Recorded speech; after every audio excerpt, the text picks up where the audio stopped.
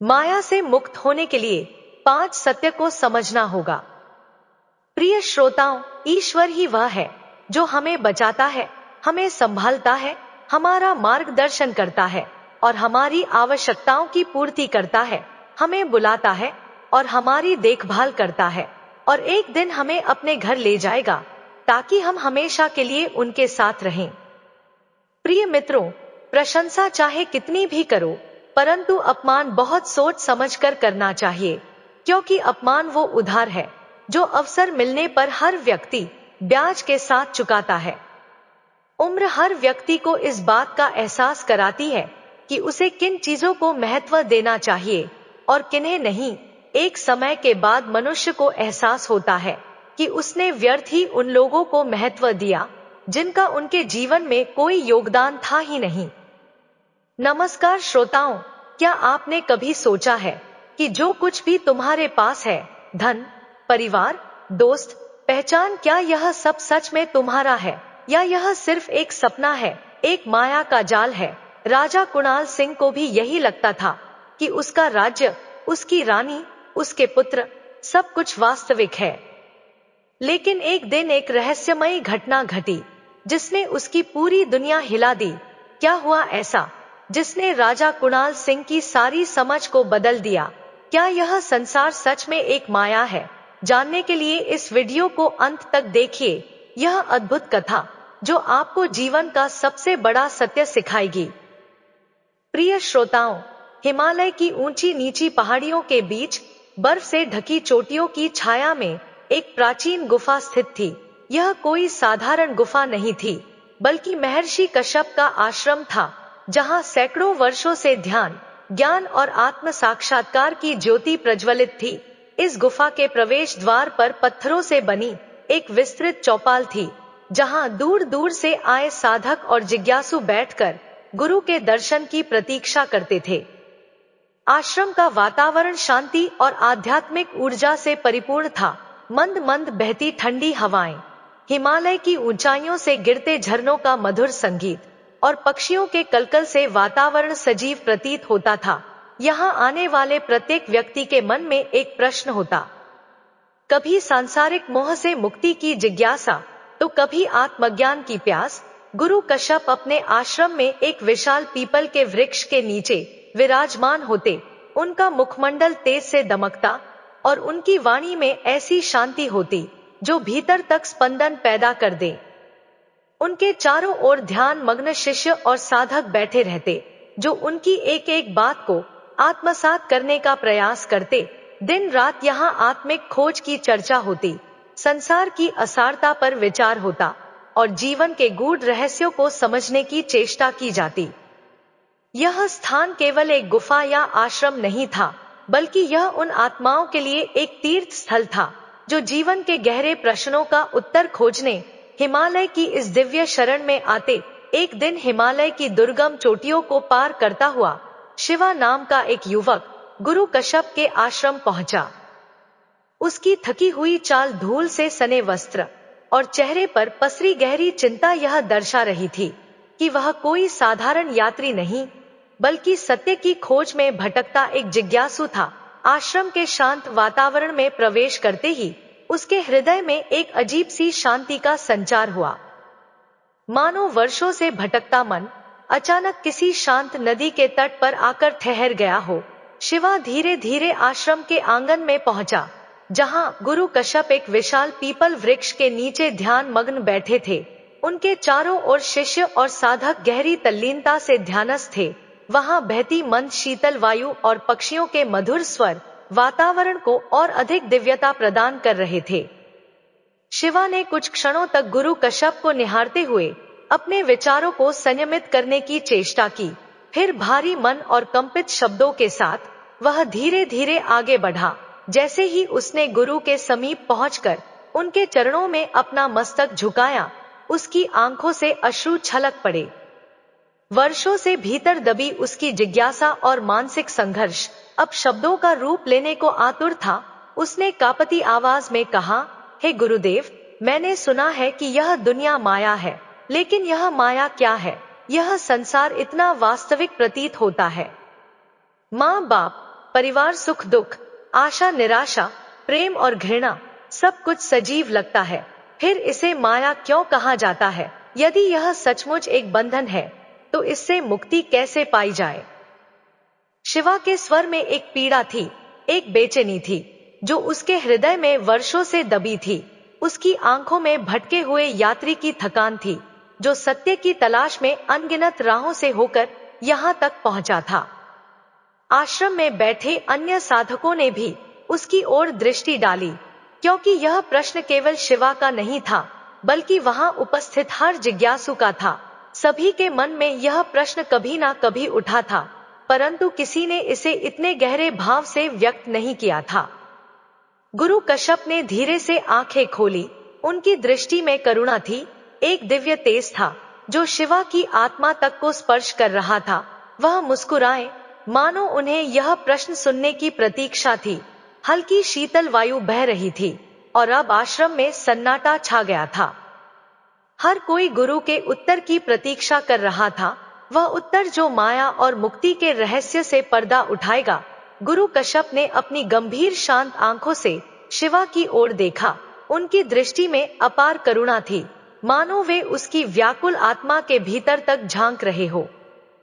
शिवा की सांसें अभी भी तेज थी, उसके मन में उमड़ते घुमड़ते विचारों का सैलाब थमने का नाम नहीं ले रहा था। उसने ध्यान दिया कि गुरु कश्यप के मुखमंडल पर एक शांत गूढ़ मुस्कान खेल रही थी, एक ऐसी मुस्कान जिसमें रहस्य भी था और समाधान भी। गुरु कश्यप ने अपनी मुद्रा सीधी की और धीरे धीरे अपनी आंखें मूंदी, मानो वह किसी अतीत की गहराइयों में उतर रहे हो। आश्रम में बैठे सभी शिष्य और साधक अब पूरी तरह मौन थे। वातावरण में केवल मंद मंद बहती हवा और झरनों का मधुर स्वर गूंज रहा था। कुछ क्षणों तक मौन रहने के बाद गुरु कश्यप ने अपनी आंखें खोली और हल्की मुस्कान के साथ बोले, हे वत्स, तुम्हारे प्रश्न का उत्तर सीधे शब्दों में देना सरल है, परंतु सत्य को समझने के लिए केवल सुनना पर्याप्त नहीं होता, सत्य को अनुभव करना पड़ता है। इसीलिए मैं तुम्हें एक रहस्यमयी कथा सुनाता हूँ। इस कथा में वह उत्तर छुपा है जिसे तुम खोज रहे हो। उन्होंने अपने सामने बैठे शिष्यों की ओर देखा, मानो यह संकेत कर रहे हो कि यह कथा केवल शिवा के लिए नहीं, बल्कि हर उस जिज्ञासु के लिए है जो संसार और माया के बंधनों को समझना चाहता है। उन्होंने धीरे से अपने आसन को ठीक किया और फिर बोले, बैठो वत्स और ध्यानपूर्वक सुनो। यह कहानी केवल शब्दों का संकलन नहीं, बल्कि एक अनुभूति है। जो इसे केवल कानों से सुनेगा उसे शब्द मिलेंगे, पर जो इसे हृदय से सुनेगा उसे सत्य का दर्शन होगा। शिवा, जो पहले ही गुरु कश्यप के हर शब्द में डूब चुका था, धीरे से आसन जमा कर बैठ गया। उसकी आंखों में अब जिज्ञासा और भी गहरी हो गई थी। आश्रम के अन्य शिष्य भी ध्यानमग्न हो गए, क्योंकि वे जानते थे गुरु कश्यप जब भी कथा कहते हैं वह केवल मनोरंजन नहीं, बल्कि आत्मज्ञान का एक द्वार होती है। अब सभी की दृष्टि गुरु कश्यप की ओर थी और वातावरण में केवल उनकी मधुर स्थिर वाणी गूंज रही थी, जो उस रहस्यमयी कथा का आरंभ करने वाली थी। बहुत समय पहले हिमालय की तलहटी में बसे सिद्धिपुर नामक एक समृद्ध राज्य में कुणाल सिंह नाम का राजा शासन करता था। वह न केवल एक वीर योद्धा था, बल्कि अपनी न्यायप्रियता और प्रजा के प्रति अटूट स्नेह के लिए भी प्रसिद्ध था। उसकी सेना सुदृढ़ थी, महल विशाल और भव्य था और राज्य धनधान्य से परिपूर्ण था। प्रजा उसे देवतुल्य मानती थी, क्योंकि वह हमेशा उनके हितों का ध्यान रखता था और राजधर्म का पालन पूर्ण निष्ठा से करता था। राजा कुणाल सिंह के महल में वैभव की कोई कमी नहीं थी। सोने चांदी से जड़े विशाल कक्ष, माणिक माणिक्य से अलंकृत दरबार, सुगंधित उद्यान और कलात्मक चित्रों से सुसज्जित गलियारों में उसकी सत्ता की भव्यता प्रतिबिंबित होती थी। उसके पास एक विशाल सेना थी जो किसी भी आक्रमण से राज्य की रक्षा करने के लिए सदैव तत्पर रहती थी। किंतु इस विलासिता और ऐश्वर्य के मध्य भी राजा कुणाल सिंह के मन में एक विचित्र प्रकार की बेचैनी थी। वह अक्सर सोचता था कि संसार को माया क्यों कहा जाता है। उसे सब कुछ स्पष्ट और ठोस प्रतीत होता था। उसका महल, उसकी रानी, उसके पुत्र, उसकी समृद्धि, सब कुछ सजीव और वास्तविक था। फिर यह कैसे संभव है कि यह सब कुछ एक भ्रम मात्र हो? क्या यह सच में एक बंधन है? यदि हाँ, तो इससे मुक्ति का मार्ग क्या है? इन प्रश्नों ने उसे भीतर तक व्याकुल कर दिया था। अंततः अपने संशयों को दूर करने के लिए वह अपने पूज्य गुरु महर्षि अत्रि के आश्रम की ओर प्रस्थान कर गया। गुरु अत्रि का आश्रम एक घने वन के मध्य स्थित था। वहां तक पहुंचने के लिए राजा कुणाल सिंह को अपनी चकाचौंध भरी दुनिया से कुछ समय के लिए दूर होना पड़ा। जैसे ही वह आश्रम के समीप पहुंचा, उसे वहां की शांति और दिव्यता का अनुभव हुआ। पक्षियों के मधुर कलकल, मंद मंद बहती पवन और यज्ञ कुंड से उठती सुगंध ने वातावरण को आध्यात्मिक ऊर्जा से भर दिया था। राजा कुणाल सिंह ने अपने रथ से उतरकर आश्रम में प्रवेश किया। महर्षि अत्रि एक पीपल के वृक्ष के नीचे ध्यान मग्न बैठे थे। उनके तेजस्वी चेहरे पर अपार शांति थी और उनके नेत्रों में एक दिव्य ज्योति झलक रही थी। राजा कुणाल सिंह ने श्रद्धा पूर्वक उनके चरणों में प्रणाम किया और विनम्र स्वर में कहा, गुरुदेव, मैंने सुना है कि यह संसार माया है, लेकिन मेरे लिए तो यह सब वास्तविक है। मेरी सेना, मेरा महल, मेरी रानी, मेरे पुत्र, सब सच प्रतीत होते हैं। तो फिर माया क्या है? क्या यह केवल एक कल्पना है या इसके पीछे कोई गूढ़ सत्य छुपा है? राजा कुणाल सिंह के स्वर में जिज्ञासा के साथ साथ गहरा असमंजस भी था। वह अपने संदेहों का समाधान चाहता था और उसकी दृष्टि महर्षि अत्रि के मुखमंडल पर टिकी थी, मानो उनके उत्तर की प्रतीक्षा में उसका संपूर्ण अस्तित्व ठहर गया हो। महर्षि अत्रि ने धीरे धीरे आंखें खोली। उनकी दृष्टि में एक रहस्यपूर्ण मुस्कान थी, मानो वे पहले से ही जानते थे कि राजा कुणाल सिंह के हृदय में यह प्रश्न कब से उमड़ रहा था। उन्होंने गहरी सांस ली, क्षण भर के लिए आकाश की ओर देखा और फिर बोले, हे राजन, तुम्हारे प्रश्न का उत्तर केवल शब्दों से नहीं दिया जा सकता, इसे अनुभव करना होगा। बैठो, मैं तुम्हें एक ऐसी कथा सुनाता हूँ जो तुम्हें माया का वास्तविक स्वरूप समझने में सहायता करेगी। राजा कुणाल सिंह ने श्रद्धा पूर्वक सिर झुकाया और समीप बैठ गया। उसकी आंखों में गहरी जिज्ञासा थी और आश्रम में उपस्थित अन्य शिष्य भी ध्यानपूर्वक सुनने को तत्पर हो गए। वातावरण में एक गहन मौन छा गया और महर्षि अत्रि ने अपनी रहस्यमयी कथा का आरंभ किया। महर्षि अत्रि ने राजा कुणाल सिंह की जिज्ञासा भरी आंखों में देखा और एक गूढ़ मुस्कान के साथ बोले, हे राजन, तुम अभी इस सत्य को नहीं समझ पाए हो, लेकिन धैर्य रखो, शीघ्र ही तुम्हें अपने प्रश्न का उत्तर मिल जाएगा। उनकी आवाज में अद्भुत स्थिरता और विश्वास था, मानो वे पहले से ही जानते हो कि राजा कुणाल सिंह के भीतर परिवर्तन का बीज अंकुरित होने वाला है। उनकी गूढ़ दृष्टि में एक रहस्य छिपा था और उनके शब्दों में ऐसी शक्ति थी जो किसी को भी गहरे चिंतन में डाल सकती थी। राजा कुणाल सिंह महर्षि अत्रि के इन शब्दों को सुनकर असमंजस में पड़ गया। उसके हृदय में और भी प्रश्न उमड़ने लगे। उसे लगा कि उसके प्रश्न का उत्तर अभी अधूरा है और वह गुरु से कुछ और पूछना चाहता था।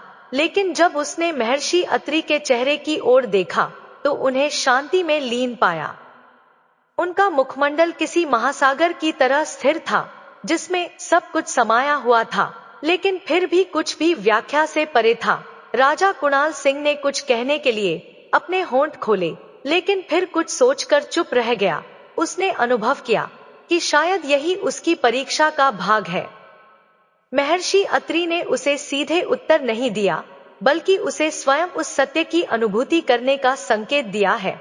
हल्की चिंता और उलझन के भाव उसके चेहरे पर स्पष्ट थे, लेकिन उसने मन ही मन निश्चय किया कि वह इस रहस्य को अवश्य सुलझाएगा। महर्षि अत्रि के चरणों में प्रणाम कर वह धीरे धीरे आश्रम से बाहर निकला। संध्या का समय था। सूर्य धीरे धीरे अस्ताचल की ओर बढ़ रहा था और आकाश रक्तवर्णी आभा से चमक रहा था। पक्षी अपने घोंसलों की ओर लौट रहे थे और हल्की ठंडी हवा वन में बहने लगी थी। राजा कुणाल सिंह अपने रथ तक पहुंचा, लेकिन उसके कदमों में वह दृढ़ता नहीं थी जो आने से पहले थी। जब वह आश्रम आया था, तब उसके हृदय में केवल एक जिज्ञासा थी, लेकिन अब एक अदृश्य रहस्य ने उसे घेर लिया था। रथ पर बैठते समय उसने एक बार पीछे मुड़कर आश्रम की ओर देखा। वहां का वातावरण अब भी उतना ही शांत था, मानो समय वहां ठहर गया हो। महर्षि अत्रि पीपल के वृक्ष के नीचे ध्यान मग्न बैठे थे और आश्रम के शिष्य अपनी साधना में लीन थे। राजा कुणाल सिंह ने गहरी सांस ली और सारथी को संकेत दिया, चलिए राजमहल वापस चलते हैं। रथ आगे बढ़ गया, लेकिन राजा कुणाल सिंह का मन अब भी पीछे आश्रम में ही अटका हुआ था। महर्षि अत्रि के शब्द उसकी चेतना में गूंज रहे थे, राजन, तुम अभी समझ नहीं पाए, लेकिन शीघ्र ही तुम्हें उत्तर मिलेगा। वह सोचने लगा, क्या वास्तव में यह संसार माया है? क्या उसके महल, उसकी रानी, उसकी सेना और उसका सारा वैभव केवल एक भ्रम मात्र है? यदि हाँ, तो सत्य क्या है और वह सत्य उसे कैसे मिलेगा? राजा कुणाल सिंह का मन व्याकुल था और उसे यह आभास भी नहीं हुआ कि वह एक ऐसे रहस्य की ओर बढ़ रहा है जो उसके जीवन को सदा के लिए बदलने वाला था। कुछ दिनों बाद राजा कुणाल सिंह अपने राज्य के सुदूर जंगलों में शिकार के लिए निकला। उसके साथ प्रशिक्षित घुड़सवारों और धनुर्धारियों की एक छोटी टुकड़ी भी थी। जंगल घना और रहस्यमयी था। चारों ओर ऊंचे ऊंचे वृक्ष, लताओं से घिरी पगडंडियां और पक्षियों का मधुर कलकल वातावरण में गूंज रहा था। सूर्य की किरणें पत्तों के बीच से छनकर धरती पर स्वर्णिम ज्योति बिखेर रही थी। राजा कुणाल सिंह एक शिकारी की भांति आगे बढ़ रहा था। अचानक उसने झाड़ियों के पीछे एक विशाल हिरण को छलांग लगाते हुए देखा। उसकी आंखें चमक उठी और उसने बिना समय गंवाए अपने घोड़े को एड़ी लगाई। घोड़ा सरपट दौड़ने लगा और राजा कुणाल सिंह अपनी पूरी शक्ति से हिरण के पीछे बढ़ा। लेकिन हिरण अत्यंत तेज था। वह छलांगे मारता हुआ घने जंगल में कहीं खो गया। घोड़े को दौड़ाते दौड़ाते राजा कुणाल सिंह एक अज्ञात क्षेत्र में पहुंच गया, जहां उसने पहले कभी कदम नहीं रखा था। वहां सामने एक सुंदर झरना बह रहा था। झरने का जल स्वच्छ और निर्मल था। सूर्य की किरणें उस पर पड़ते ही उसे चमका रही थी। जल की मधुर कलकल ध्वनि से वातावरण और भी सुरम्य हो गया था। कई रंग बिरंगी तितलियां झरने के पास उड़ रही थी और पास ही कुछ हिरण जल पी रहे थे। लंबी दौड़ के कारण राजा कुणाल सिंह को प्यास महसूस हो रही थी। उसने घोड़े की लगाम खींची और उसे पास के एक पेड़ से बांध दिया। फिर वह झरने के पास गया, घुटनों के बल बैठकर अपनी मुट्ठी में पानी लिया और उसे पीने लगा। ठंडे शीतल जल की तृप्ति उसके शरीर को सुकून देने लगी, लेकिन जैसे ही उसने 2-3 घूंट और पिए, अचानक उसकी आंखों के सामने अंधेरा छाने लगा। सारा दृश्य धुंधला पड़ने लगा। झरना, जंगल, घोड़ा सब कुछ घूमता हुआ प्रतीत हो रहा था। राजा का सिर भारी होने लगा और उसे ऐसा महसूस हुआ जैसे उसकी चेतना धीरे धीरे लुप्त हो रही हो। उसके कानों में झरने की आवाज मंद होती चली गई और फिर एकाएक वह जमीन पर गिर पड़ा। ना जाने कितनी देर बाद राजा कुणाल सिंह की पलकें धीरे धीरे कांपने लगी। उसने आंखें खोली तो खुद को एक अनजान गांव में पड़ा पाया। आसपास मिट्टी के घर थे, घास फूस की छतों से ढके हुए बच्चे नंगे पांव खेल रहे थे और कुछ महिलाएं पास के कुएं से पानी भर रही थी। धूप हल्की हल्की छनकर आ रही थी और कहीं दूर एक बैलगाड़ी की ध्वनि सुनाई दे रही थी। राजा के शरीर में अजीब सी थकान थी। उसका सिर भारी था और स्मृति धुंधली। वह घबरा कर उठने की कोशिश करने लगा। उसका हृदय तेजी से धड़क रहा था। मैं कहाँ हूँ? उसने अपने आप से बुदबुदाया। अभी वह पूरी तरह संभल भी नहीं पाया था कि कुछ ग्रामीण उसकी ओर बढ़े। वे साधारण धोती कुर्ता पहने हुए थे और उनके चेहरे पर कौतूहल था। एक बुजुर्ग व्यक्ति ने राजा को ध्यान से देखा और फिर पूछा, अरे भाई, तुम कौन हो? कहां से आए हो? राजा कुणाल सिंह ने अपना सिर पकड़ लिया। उसका मस्तिष्क शून्य सा हो गया था। उसे कुछ भी स्पष्ट रूप से याद नहीं आ रहा था। मैं वह हकलाने लगा। फिर धीरे धीरे उसके होठों से निकला, मैं कुणाल सिंह राजा। लेकिन यह सुनते ही ग्रामीण हंस पड़े। कुछ ने एक दूसरे की ओर देखा और कुछ फुसफुसाने लगे। एक युवक हंसते हुए बोला, राजा यहाँ कोई राजा नहीं है भाई, तुम जरूर किसी नदी में बहकर यहाँ आ गए हो या फिर जंगल में भटक गए हो। शायद तुम्हारे सिर पर चोट लगी है, इसलिए कुछ भ्रम हो रहा है। चिंता मत करो, हम तुम्हारी मदद करेंगे। राजा कुणाल सिंह हैरान था। उसे कुछ भी समझ में नहीं आ रहा था। वह किस प्रकार यहाँ आ गया? उसके महल, सैनिक, मंत्री सब कहाँ गए? वह सच में राजा था? फिर यह लोग उसकी बात पर विश्वास क्यों नहीं कर रहे थे? उसका मन व्याकुल हो उठा। उसे लग रहा था जैसे वह किसी अजीब स्वप्न में फंस गया हो, जिसमें सब कुछ धुंधला और असत्य लग रहा था। यह क्या था, माया या कोई रहस्यमय यथार्थ? राजा कुणाल सिंह का हृदय भय और संशय से भर उठा। धीरे धीरे राजा कुणाल सिंह को यह एहसास होने लगा कि अब उसके पास लौटने का कोई रास्ता नहीं है। उसे अपनी असली पहचान धुंधली लगने लगी थी। जिस गांव में वह अनजान व्यक्ति के रूप में आया था, अब वहीं उसकी नई जिंदगी की नींव रखी जा रही थी। गांव में सुजाता नाम की एक युवती थी, मधुर स्वभाव वाली, सौम्य और करुणामयी। वह बचपन से ही गांव के बेसहारा लोगों की सहायता करती थी। उसकी आंखों में अपार दया थी और वह हर किसी के दुख को अपना समझकर उनकी सेवा करती थी। जब सुजाता ने राजा को बेसहारा और याददाश्त खोया हुआ देखा, तो वह उसके प्रति सहज ही स्नेह भाव से भर उठी। उसने उसकी देखभाल शुरू की, उसे भोजन दिया, उसकी सेवा की और धीरे धीरे उसे गांव के जीवन में ढालने लगी। राजा कुणाल सिंह, जो कभी एक राजमहल में ऐश्वर्य से परिपूर्ण जीवन व्यतीत करता था, अब एक झोपड़ी में रहने लगा। वह गांव वालों के साथ खेतों में श्रम करता, पशुओं को चारा डालता और मिट्टी के घरों की मरम्मत करता। शुरू शुरू में यह सब उसे कठिन लगा, लेकिन धीरे धीरे श्रम का आनंद उसे मिलने लगा। खेतों में काम करने के बाद जब वह शाम को नदी किनारे बैठता, तो उसे सुकून मिलता। अब उसके हाथ में तलवार नहीं बल्कि हल था। उसके वस्त्र रेशम के नहीं बल्कि साधारण किसान के थे। समय बीतता गया। सुजाता की सेवा, उसकी निष्ठा और कोमल हृदय ने राजा कुणाल सिंह के हृदय में उसके प्रति गहरा स्नेह जगा दिया। वह उसकी सरलता और प्रेम से अभिभूत होने लगा। कुछ ही वर्षों में दोनों एक दूसरे के निकट आ गए और विवाह के बंधन में बंध गए। विवाह के बाद राजा कुणाल सिंह पूरी तरह गांव के जीवन में रच बस गया।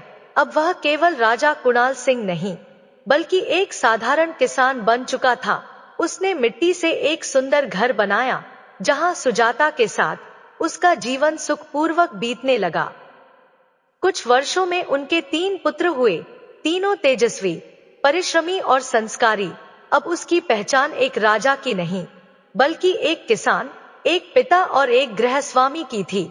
वह खेतों में अनाज उगाता, गांव के लोगों की मदद करता और अपने बच्चों को अच्छे संस्कार सिखाता। धीरे धीरे उसके मन से महल, सेना, वैभव और अपनी पुरानी जिंदगी की स्मृति तक मिटने लगी। उसे अब अपने राजमहल की संगमरमर की दीवारें नहीं, बल्कि मिट्टी का वह घर प्रिय लगने लगा था, जिसे उसने अपने हाथों से बनाया था।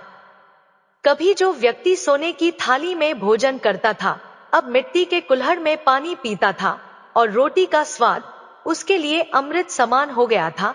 वह अब पूरी तरह एक नया व्यक्ति बन चुका था। राजा कुणाल सिंह से एक किसान बन गया था।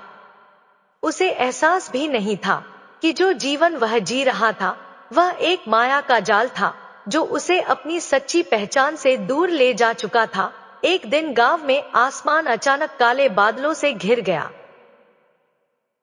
हवाएं तेज हो गई और भयावह गर्जना के साथ बिजली चमकने लगी। गांव के लोग चिंतित हो उठे। ऐसा भयानक मौसम पहले कभी नहीं आया था। फिर देखते ही देखते मूसलाधार बारिश शुरू हो गई। बूंदें इतनी भारी थी कि खेत पानी में डूबने लगे। नदी का जलस्तर बढ़ने लगा और कुछ ही घंटों में वह विकराल रूप ले चुकी थी बाढ़ की। ऊंची लहरें पूरे गांव को निगलने के लिए आगे बढ़ने लगी। गांव वाले अपने घरों को छोड़कर ऊंचाई की ओर भागने लगे, लेकिन पानी की गति इतनी भयंकर थी कि कोई नहीं बच पा रहा था। राजा कुणाल सिंह भी अपने घर से बाहर निकला। उसने अपनी पत्नी सुजाता और बच्चों का हाथ कसकर पकड़ा हुआ था। चारों ओर हाहाकार मचा हुआ था। गांव की झोपड़ियां पानी में समा रही थी, मवेशी बाढ़ की धारा में बह रहे थे और लोग असहाय होकर इधर उधर भाग रहे थे। तभी एक विशाल लहर आई और राजा कुणाल सिंह का घर बह गया। उसकी आंखों के सामने उसकी पूरी दुनिया तहस नहस हो गई। सुजाता और बच्चे घबराए हुए थे। उसने पूरी ताकत से उनका हाथ थामे रखा, लेकिन बाढ़ की एक और प्रचंड लहर आई और उसके हाथों से उनका हाथ छूट गया। उसने पूरी ताकत से चीखने की कोशिश की, लेकिन उसकी आवाज पानी में डूब गई। वह देख रहा था, उसकी पत्नी और बच्चे बाढ़ की धारा में समा चुके थे। उसका संसार जो उसने वर्षों की मेहनत से बसाया था, एक पल में खत्म हो गया। वह घुटनों के बल गिर पड़ा, आसमान की ओर देखकर फूट फूट कर रोने लगा। हे भगवान, तुमने मेरी सारी खुशियां छीन ली। तुम इतने निर्दयी कैसे हो सकते हो? उसकी चीखों से आकाश गूंज उठा। आंसुओं की धारा उसकी आंखों से बह रही थी। उसके दिल में बस एक ही सवाल था, क्यों? लेकिन तभी किसी ने उसका कंधा झकझोर दिया। वह चौंक कर उठ बैठा। उसकी सांसें तेज हो रही थी, शरीर पसीने से भीग चुका था। उसने आंखें खोली और देखा, वह अब भी झरने के पास बैठा था। कोई बाढ़ नहीं थी, ना सुजाता थी, ना बच्चे, ना कोई गांव था, ना वह मिट्टी का घर। सब कुछ जैसे एक सपना था। और ठीक उसके सामने महर्षि अत्रि खड़े मुस्कुरा रहे थे। उनकी आंखों में गहरी करुणा थी और उनके मुख पर एक रहस्यमयी शांति थी। राजा कुणाल सिंह घबरा कर खड़ा हो गया। उसका हृदय तेजी से धड़क रहा था, सांसें अनियंत्रित थी और उसका मन पूरी तरह विचलित हो चुका था। उसकी आंखों में अविश्वास झलक रहा था। अभी कुछ क्षण पहले तक वह अपने घर के विनाश पर विलाप कर रहा था, अपनी पत्नी सुजाता और बच्चों को खो देने के दर्द में डूबा था। और अब वह अचानक उसी झरने के पास था जहां से यह सब प्रारंभ हुआ था। उसकी दृष्टि महर्षि अत्रि पर पड़ी, जो शांत भाव से उसे देख रहे थे। राजा कुणाल सिंह ने कांपते स्वर में कहा, हे गुरुदेव, यह क्या हुआ? मेरी पत्नी, मेरे बच्चे, मेरा घर सब कहां गए? वह चारों ओर देखने लगा, मानो अपनी पुरानी दुनिया को फिर से खोजने की कोशिश कर रहा हो, लेकिन वहां कुछ भी नहीं था। ना गांव, ना वह चेहरे जिनसे वह इतना जुड़ चुका था। महर्षि अत्रि ने उसकी ओर गहरी दृष्टि से देखा और शांत स्थिर स्वर में कहा, हे राजन, यह सब माया थी। तुमने इसे सत्य समझ लिया था, लेकिन यह केवल एक भ्रम था। राजा कुणाल सिंह के चेहरे पर आश्चर्य और असमंजस का भाव था। वह धीरे धीरे पीछे हटने लगा, मानो इस सत्य को स्वीकार नहीं कर पा रहा हो। महर्षि अत्रि ने आगे कहा, तुमने केवल झरने का पानी पिया और माया में खो गए।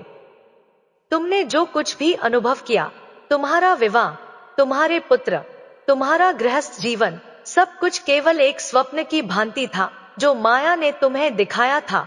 तुम उसे सत्य मान बैठे, उसी में हर्षित हुए, उसी में रोए और अंततः उसी के नष्ट हो जाने पर दुखी हो गए। राजा कुणाल सिंह हैरान रह गया। उसका मस्तिष्क शून्य हो गया था। उसे अब सब समझ में आने लगा। उसने कांपते हुए स्वर में कहा, तो क्या यह संसार भी ऐसा ही है? महर्षि अत्रि मुस्कुराए और बोले, हे राजन, ठीक इसी प्रकार इस संसार में भी हम सब माया के भ्रम में जी रहे हैं। यह संसार, यह रिश्ते, यह धन दौलत, सब कुछ अस्थाई है, परंतु हम इन्हें अपना मान बैठते हैं। हम इनसे प्रेम करते हैं, इनसे बंध जाते हैं, और जब यह हमसे छिन जाते हैं तो हम दुखी होते हैं। महर्षि अत्रि के शब्द राजा कुणाल सिंह के हृदय में गूंजने लगे। वह समझ चुका था कि जो कुछ भी वह सत्य मानकर चल रहा था, वह केवल एक स्वप्न मात्र था। एक ऐसी माया जो मनुष्य को भ्रमित कर देती है और उसके भीतर मोह उत्पन्न कर देती है। उसी समय एक नई चेतना का प्रकाश उसके भीतर जाग उठा। गुरु कश्यप ने शिवा की ओर देखा, जो मंत्रमुग्ध होकर यह कथा सुन रहा था। शिवा की आंखों में एक नई जिज्ञासा थी। उसने धीरे से कहा, हे गुरुदेव, क्या इसका अर्थ यह है कि हमारा सारा जीवन केवल एक माया है? गुरु कश्यप मुस्कुराए, उनकी आंखों में गहन शांति थी। हे वत्स, इस माया से मुक्त होने के लिए तुम्हें कुछ बातों को समझना होगा। उन्होंने अपनी आंखें बंद की, जैसे किसी गहरे रहस्य को उजागर करने वाले हो। गुरु कश्यप ने अपनी गहरी स्थिर दृष्टि शिवा पर टिकाई और बोले, हे वत्स, माया के बंधन से मुक्त होने के लिए इन 5 सत्य को समझना आवश्यक है। पहला सत्य, हर चीज बदलती रहती है। धन, संबंध, शरीर, हालात। जब तक हम इन्हें स्थायी मानते हैं, तब तक हम दुखी होते हैं। गुरु कश्यप ने पास रखी मिट्टी की एक मुट्ठी उठाई और धीरे धीरे अपनी हथेली से उसे गिरा दिया। हवा के झोंके से धूल उड़ गई। शिवा, यह देखो, यह मिट्टी अभी मेरी मुट्ठी में थी, लेकिन अब यह उड़ गई। यही संसार का स्वभाव है। जो आज हमारे पास है, वह कल नहीं रहेगा। शिवा ध्यानपूर्वक सुन रहा था। गुरु कश्यप ने आगे कहा, हे वत्स, तुमने देखा, राजा कुणाल सिंह ने भी यही गलती की थी। उसने अपने राज्य, परिवार और जीवन को स्थायी मान लिया, लेकिन जब वह सब चला गया तो वह रोने लगा। यही मोह है। अगर हम इस सत्य को जान लें कि हर चीज नश्वर है, तो हम दुख से मुक्त हो सकते हैं। दूसरा सत्य, जब हम किसी चीज से बहुत ज्यादा जुड़ जाते हैं, तो उसका नष्ट होना हमें तोड़ देता है।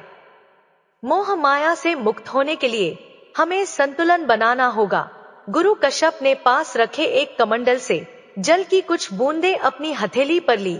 शिवा, इस जल को देखो, यह मेरी हथेली पर है, लेकिन मैं इसे मुट्ठी में बांध नहीं सकता।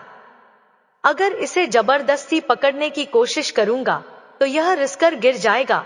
उन्होंने जल को धीरे धीरे बह जाने दिया। इसी तरह जब हम किसी भी चीज को अपने भीतर कसकर पकड़ लेते हैं, चाहे वह धन हो, कोई व्यक्ति हो, कोई सुख हो, तो हम उसे खोने का भय पाल लेते हैं। और जब वह चीज हमें छोड़ देती है, तो हम अंदर से टूट जाते हैं। लेकिन यदि हम उसे हल्के से थामे, संतुलन बनाए रखें, तो हम उसके जाने पर दुखी नहीं होंगे। तीसरा सत्य, हम सिर्फ यह शरीर या यह नाम नहीं है। हम आत्मा है, जो इस संसार में एक यात्रा पर है। गुरु कश्यप ने पास में रखी एक जलती हुई दीपक की लौ की ओर इशारा किया। शिवा, यह दीपक देखो, बाती ही जल रही है। घी खत्म हो रहा है, लेकिन लौ तब तक जलती रहेगी जब तक ऊर्जा बनी रहेगी। इसी तरह यह शरीर एक दीपक की तरह है। जब तक आत्मा रूपी ऊर्जा इसमें है, यह जीवित रहेगा। लेकिन जब आत्मा इसे छोड़ देगी, तो यह शरीर भी बुझ जाएगा। शिवा की आंखों में गहरी समझ उभरने लगी। चौथा सत्य, भगवत गीता में कहा गया है, कर्म करो लेकिन फल की चिंता मत करो। हम सब इस दुनिया में एक किरदार की तरह हैं। हमें अपना काम करना चाहिए, लेकिन उसके परिणाम से खुद को जोड़कर नहीं रखना चाहिए। गुरु कश्यप ने एक पेड़ की ओर इशारा किया। यह वृक्ष देखो शिवा, यह अपने फल को नहीं रोकता, यह सबको फल देता है, चाहे कोई उसकी छाया में बैठे या उस पर पत्थर मारे। लेकिन वह इस बात की चिंता नहीं करता कि उसके फल कौन ले रहा है। यही निष्काम कर्म है। शिवा सिर हिलाकर समझने लगा। पांचवा सत्य, माया के बंधन से मुक्त होने के लिए ध्यान, प्राणायाम और सत्संग को जीवन का हिस्सा बनाओ। गुरु कश्यप ने अपनी आंखें बंद की और गहरी सांस ली। ध्यान से मन का भटकाव खत्म होता है, प्राणायाम से शरीर और मन नियंत्रित होता है, और सत्संग से ज्ञान मिलता है। यदि तुम इन तीनों को अपनाओगे, तो धीरे धीरे माया का प्रभाव तुम पर कम होने लगेगा। शिवा की आंखों में अब एक नई चमक थी। उसके मन में जो संशय था, वह दूर हो चुका था। उसने श्रद्धा से सिर झुकाया और गुरु कश्यप के चरणों में हाथ जोड़ दिए। गुरुदेव, मैं समझ गया। मोह माया के जाल में ना फंसकर मुझे अपने सत्य को खोजना होगा। गुरु कश्यप मुस्कुराए और बोले, सही कहा वत्स। जब तुम यह समझ जाओगे कि यह संसार सिर्फ एक नाटक है, तब कोई भी दुख तुम्हें हिला नहीं पाएगा। यही असली मुक्ति है। उन्होंने अंतिम वाक्य में गहरी दृढ़ता के साथ कहा, हे वत्स, जो माया को समझ गया वह संसार से मुक्त हो गया। मित्रों, वीडियो कैसी लगी कमेंट बॉक्स में कमेंट करके जरूर बताएं। वीडियो को लाइक शेयर करें और हमारे चैनल को सब्सक्राइब जरूर करें। आप सभी का धन्यवाद। जय श्री कृष्णा।